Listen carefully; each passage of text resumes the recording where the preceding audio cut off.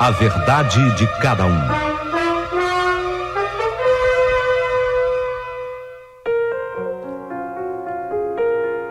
Sabe, Paulinho, que me inspirou a escrever a minha história para você?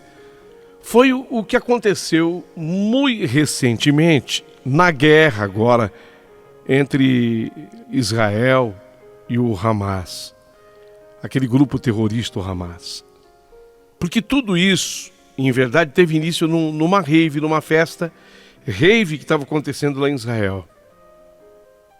E é sobre a festa rave que eu quero contar, porque a minha história tem ligação direta e estreita com uma rave.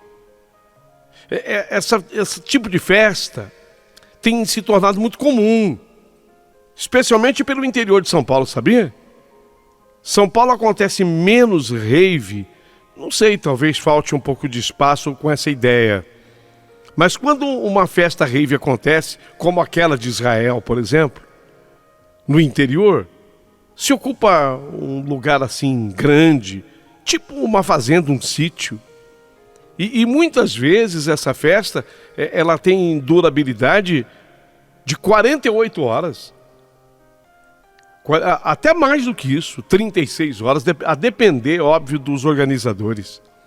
Ali, o jovem curte.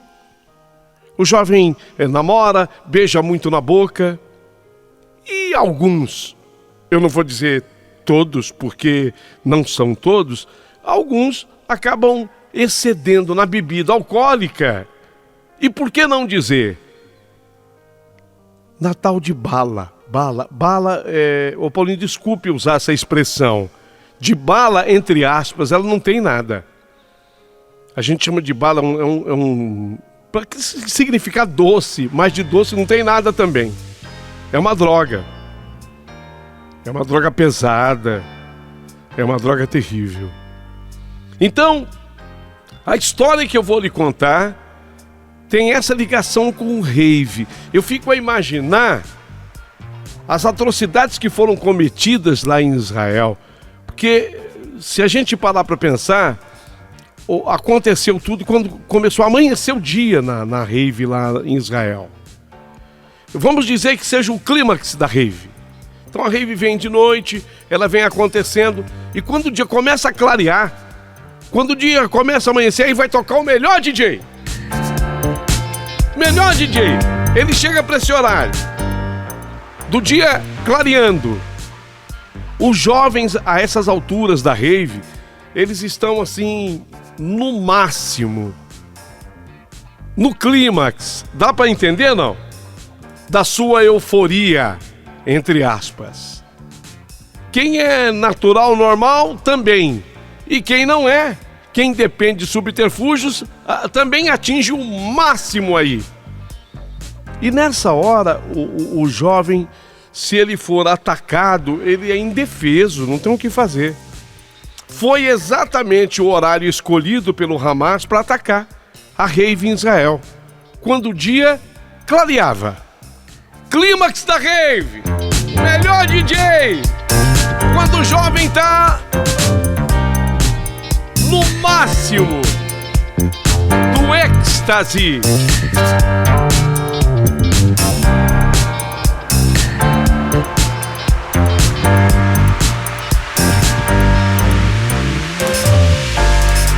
Essa foi a história lá de Israel, que lamentavelmente ainda não terminou, né?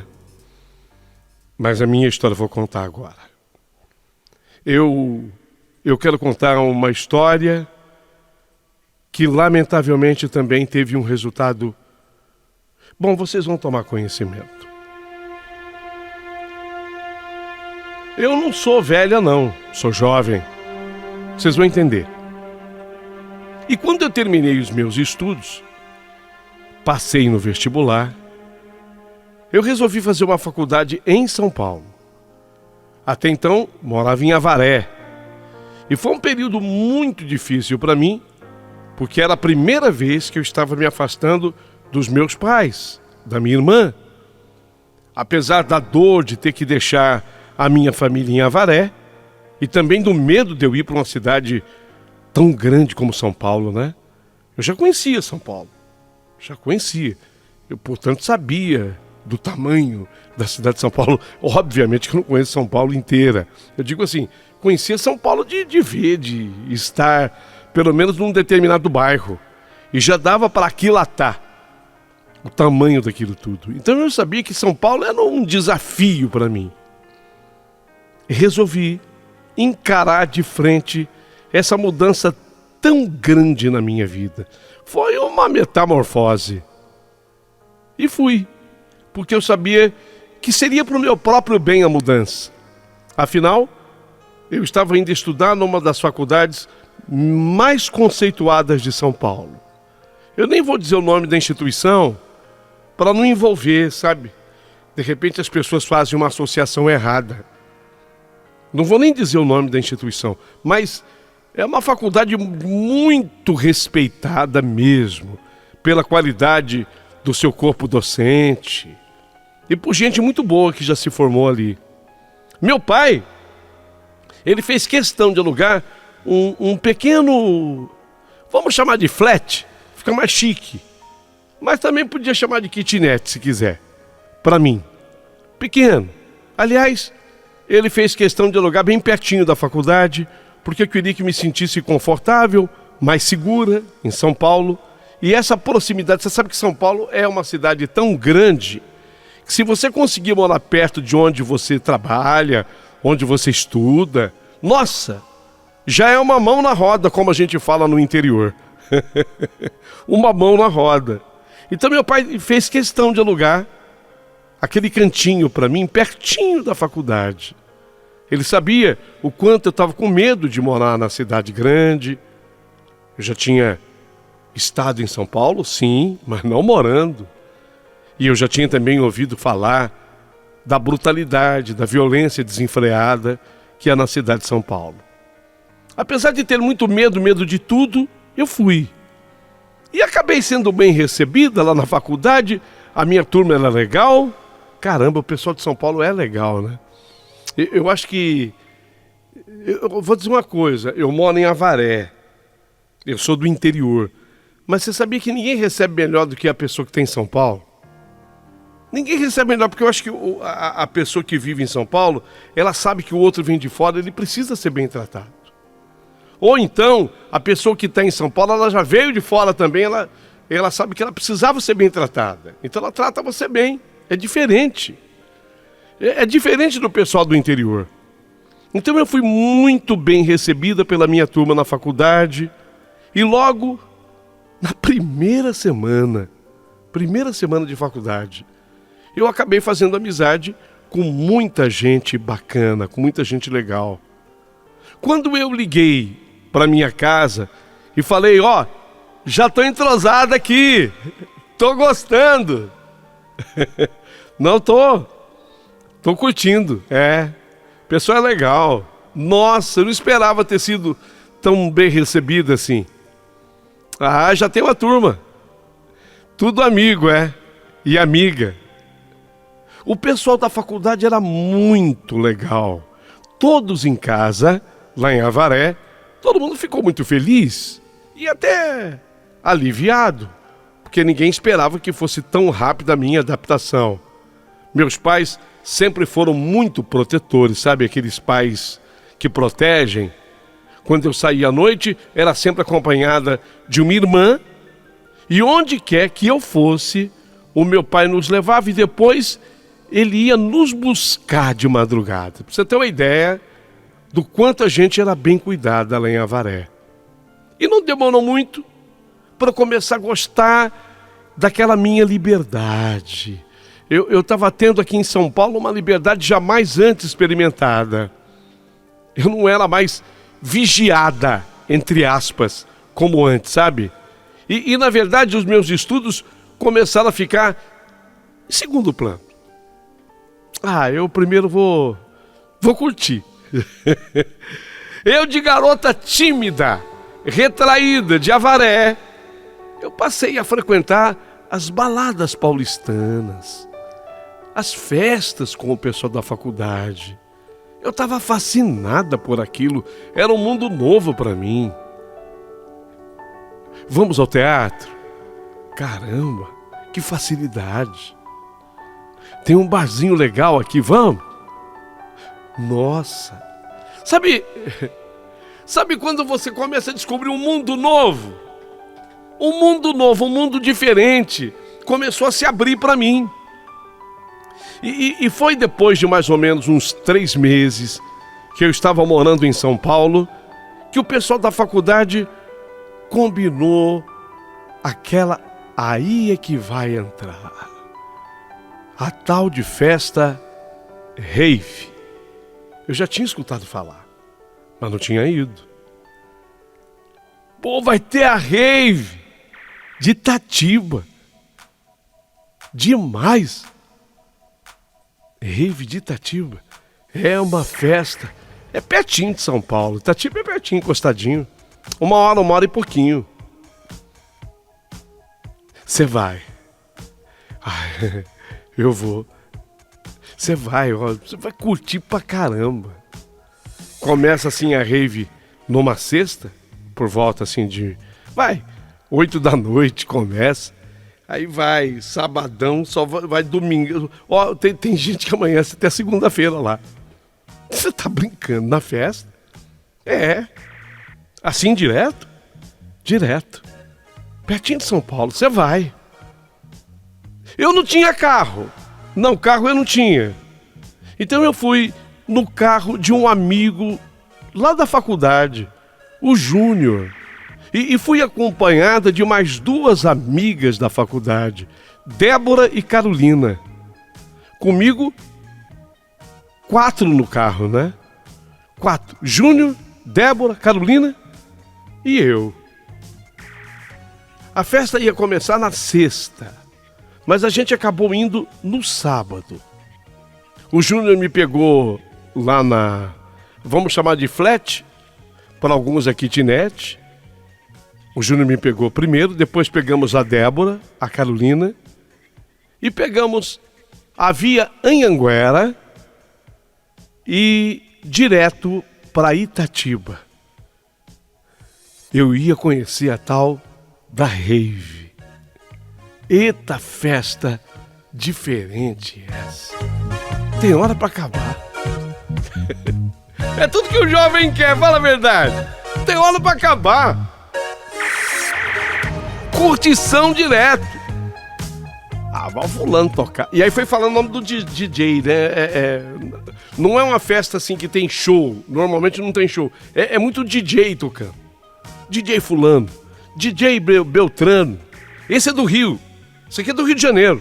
Nossa, ele vai fechar, é. Esse do Rio vai fechar. Eu tava muito ansiosa. Aquela balada rave. Aquela festa. No caminho, o Júnior, ele parou numa loja de conveniência e ele comprou uma garrafa dessas de vodka. E comprou também alguns energéticos. E de São Paulo mesmo, nós já saímos bebendo. Tem que fazer o esquenta, você é louca? Vai chegar lá com... Não dá não. Não, tem que tomar aqui. Vamos fazendo o esquenta. Esquenta. Eram expressões novas que eu de Avaré ia descobrindo. Fazer o esquenta. Tomar aquela vodka com energético. Já saímos bebendo. Apesar de estar dirigindo, o Júnior não estava nem aí. E a gente passava um copinho para ele também. Às vezes ele ia e dava um gole na garrafa. Paulinho, eu me sentia naquele instante o que eu nunca havia sentido antes. Eu me sentia a verdadeira jovem rebelde, aventureira, solta pelo mundo. Era uma sensação que eu nunca havia sentido antes. Aquele vento que vinha de fora da janela aberta do carro, o cheiro da noite, a música alta no carro, aumenta, Júnior! Aumenta, Júnior! Risada, alegria e a bebida que abastecia nossos ânimos, nossas risadas durante todo o trajeto, todo o caminho. Era um sítio, conforme eu dissera, era um sítio em Itatiba. havia, sabe, aquelas tochas indicando o caminho? Você ia passando por aquelas curvas, aqueles tocos, você via a tocha. Onde tivesse a tocha, abaixo tinha um cartaz com aquela seta, né?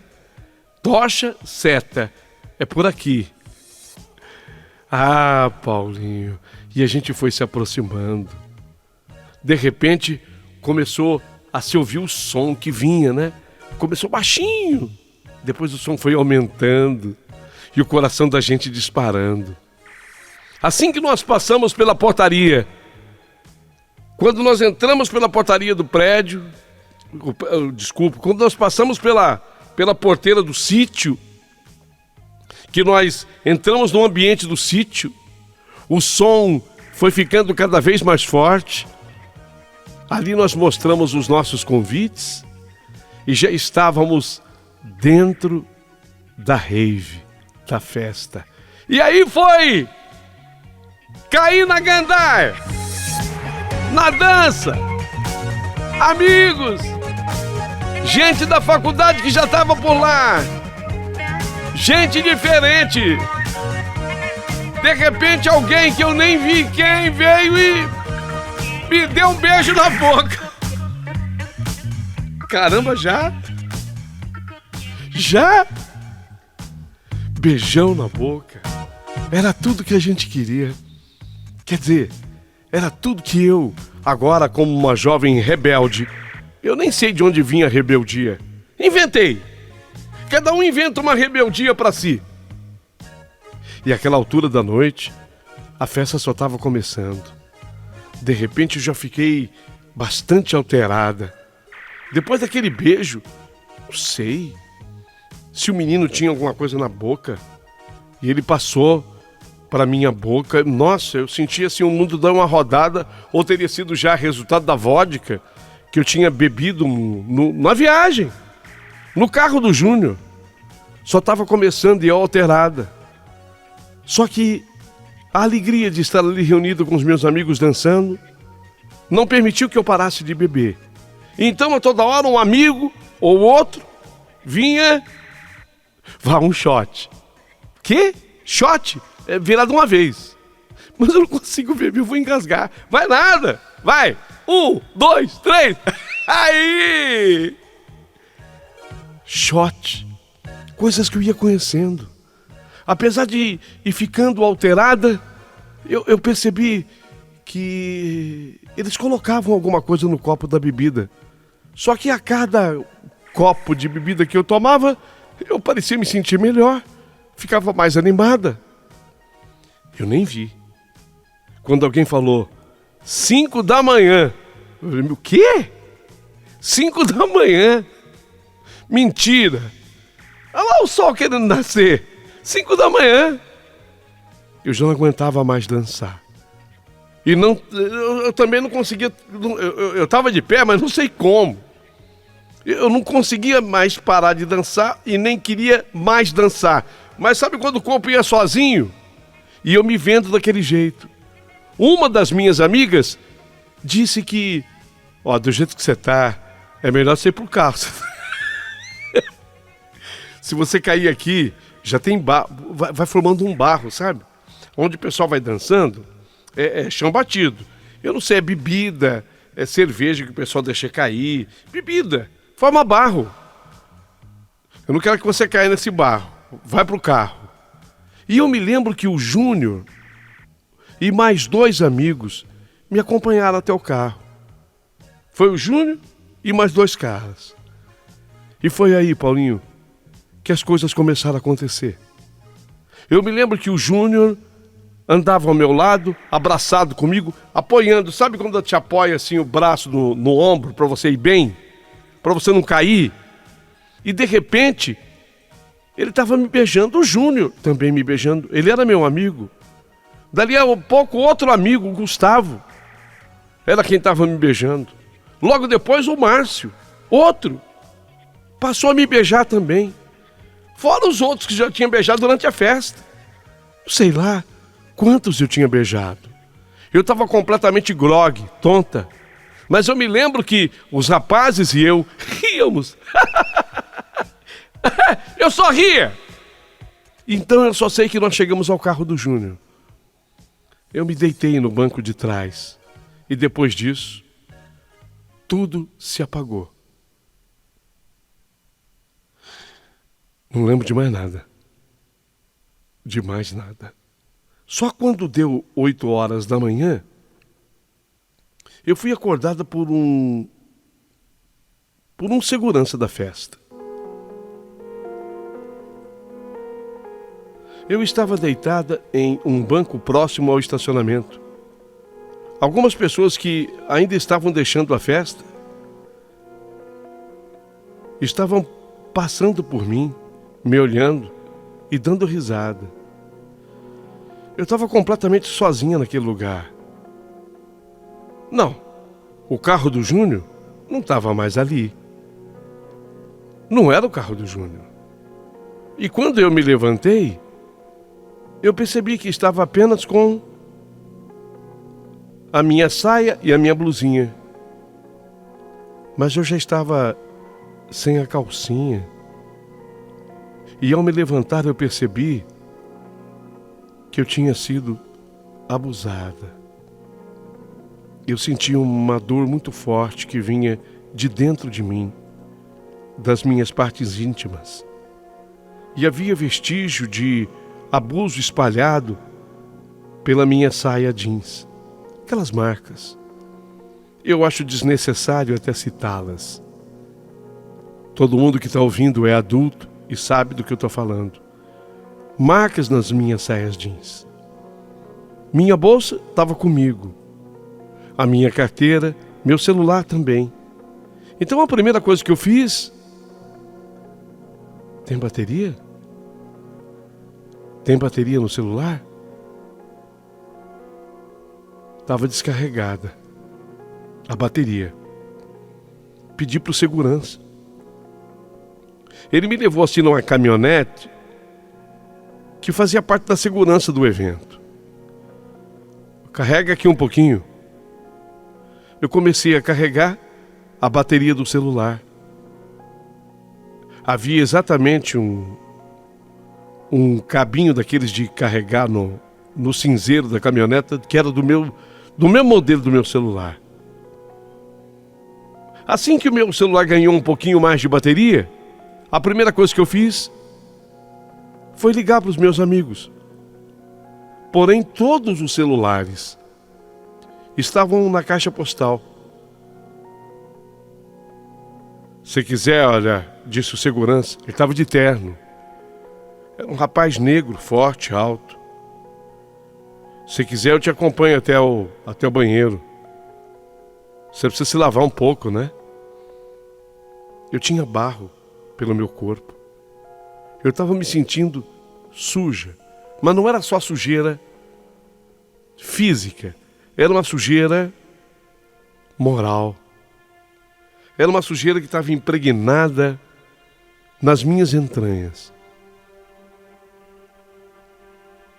Ali no banheiro eu lavei o meu rosto. A água corrente sempre é muito boa. Me recompus. Aí esse rapaz, o segurança, você é de onde? Falei, é São Paulo. Como é que você vai embora? Não sei como. Quer que eu chame um carro pelo aplicativo?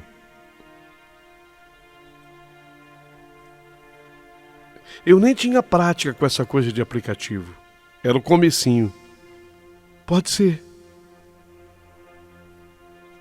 Eu até pensei em procurar a polícia, lá mesmo em Itatiba. Mas depois eu pensei comigo mesma. Mas o que o delegado vai pensar que eu sou? Sendo que nem mesmo eu sei o que aconteceu comigo. Estuprada fui. Fui? Não lembro. Será que eu consenti? De repente, eu permiti que fizessem comigo o que fizeram. Mas quem participou do ato, não tenho a menor ideia. Eu estava completamente grogue, apavorado ainda. Eu não sabia nem com quem eu havia tido relações. E nem sabia se eu havia permitido ou não. No caminho de volta, ele chamou o tal do carro pelo aplicativo. Eu tentava me lembrar o que tinha acontecido comigo naquela festa. Mas eu só me lembrava que eu fui levada para o carro do Júnior, disso sim. E depois que eu caí no banco de trás do carro do Júnior, tudo apagou. De volta ao meu flat, eu fiquei no banho por mais de 1h30. E assim que eu saí, eu vi que tinham muitas ligações no meu celular. Retornei as ligações, aí eram os meus amigos e amigas que estavam comigo naquela festa. Eles queriam saber o que tinha acontecido comigo. Queriam saber por que eu havia saído do carro onde eu estava dormindo e com quem que eu estava. Então eu pedi para uma das minhas amigas vir me encontrar e contei tudo o que tinha acontecido comigo. Ela disse que todos me procuraram quando chegaram no carro e não me viram. Disseram as amigas que ficaram horas me procurando e que depois acharam que eu tinha ido embora com alguém. Só que eu até posso estar enganada. Mas essa minha amiga parecia estar mentindo. Ela parecia saber de tudo, sabe? O que tinha acontecido comigo, eu tenho a impressão de que ela soubesse. Mas parecia estar escondendo tudo aquilo. Já no dia seguinte, eu procurei um laboratório. E aí eu fiz aquele exame para o HIV. Graças a Deus, o resultado foi negativo. Um problema a menos, né? Só que quando eu voltei para a faculdade, todos aqueles que eu achava que eram meus amigos estavam completamente diferentes comigo. Nem pareciam mais as mesmas pessoas, principalmente o Júnior, o Gustavo, o Márcio, o trio. Esse trio me lembrava exatamente que havia estado comigo minutos antes de tudo que me aconteceu. Os três que me levaram para o carro, me beijaram, aproveitaram-se de mim, quer dizer, aproveitaram que eu estava completamente bêbada. Ficaram perguntas. Será que foram os três que abusaram de mim? Será que foi um deles? Será que o restante dos meus amigos e amigas não sabiam realmente o que havia acontecido? E por que agora eles estavam tão diferentes comigo? Então, para resumir, eu fui para essa maldita festa rave. Já saí de São Paulo bebendo. Cheguei lá, continuei a beber. Vi que muita coisa foi colocada na bebida. Depois, quando eu comecei a me sentir mal, levada para o carro por 3 rapazes. Fui naquela faculdade até meio do... Na verdade, eu fiz o primeiro semestre. As faculdades agora são divididas por semestre. Fiquei lá até o primeiro semestre. Resolvi, depois do segundo semestre, saí não apenas da faculdade, mas de São Paulo. Voltei para Avaré.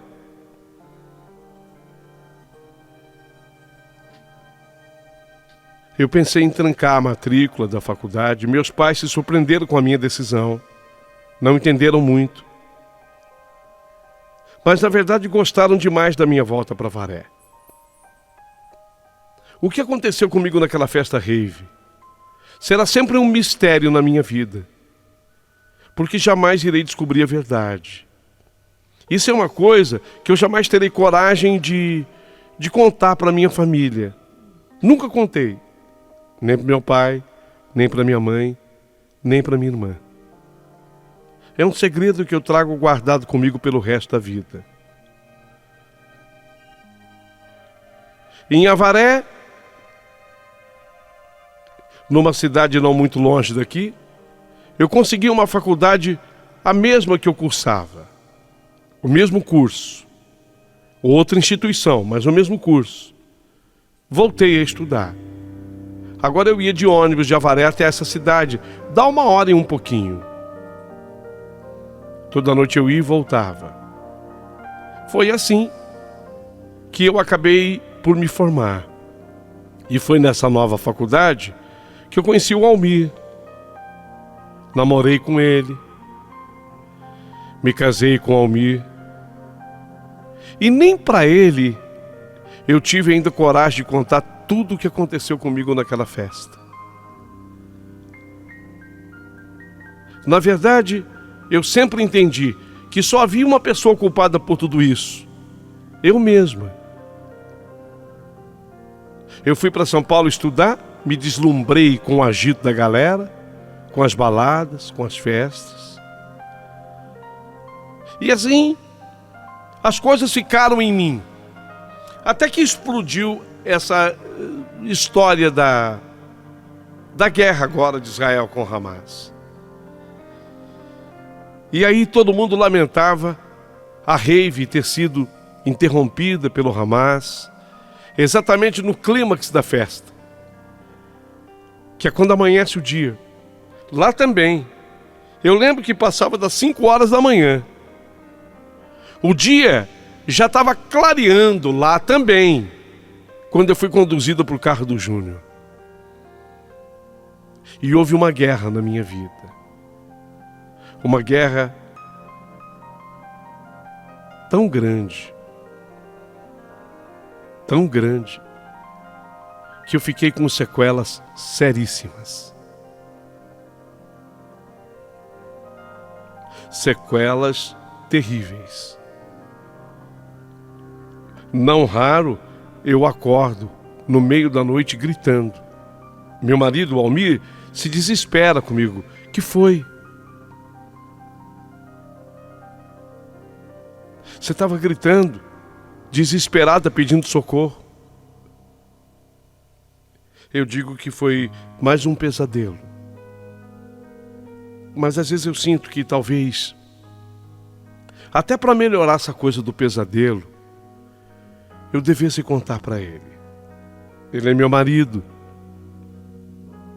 Só que eu tenho muito medo de, ao contar para ele, diminuir a admiração que ele tem por mim.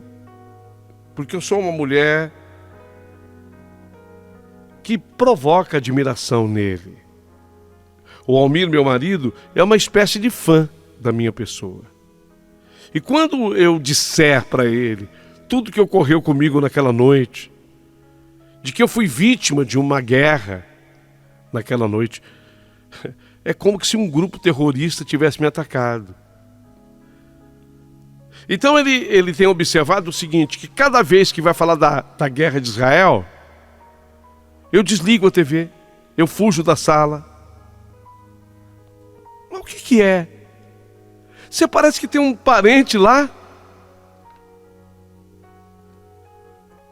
Eu me desespero, eu começo a chorar.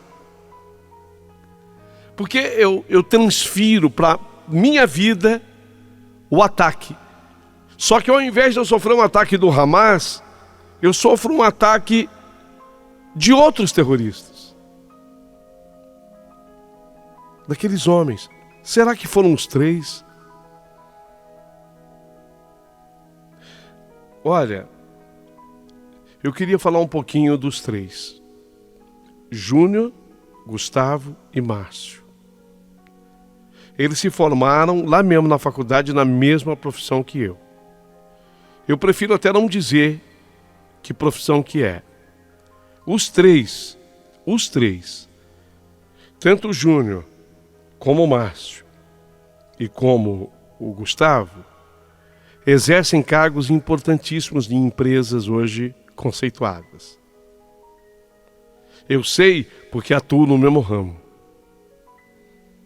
São pessoas admiradas. São pessoas que formaram suas famílias. Mas será? Será que foram eles que fizeram o que fizeram comigo? Se eu for descrever, vocês vão se assustar. A minha vagina ficou totalmente ferida. O meu ânus ficou totalmente destruído.